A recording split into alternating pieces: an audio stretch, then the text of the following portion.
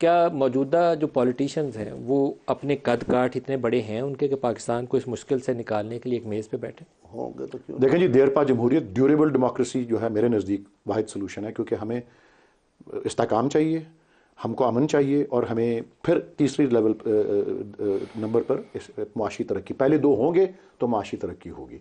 मैं समझता हूँ कि किरमानी साहब ने जो बात की बिल्कुल अच्छी बात की। इनके लीडर्स को इनसे मिसाल लेनी चाहिए।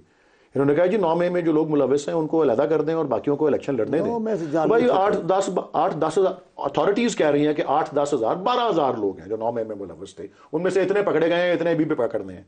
तो 12.5 करोड़ वोटर हैं पाकिस्तान के। जो वोट रखता है वो इलेक्शन भी लड़ सकता है। जिसका पास वोट है, नेशनल असेंबली का इलेक्शन पूरे मुल्क से लड़ सकता है, सूबे का इलेक्शन वो लड़ सकता है। क्या वो लीडर है जो सारे सियासतदानों को एक मेज़ पे बैठाए?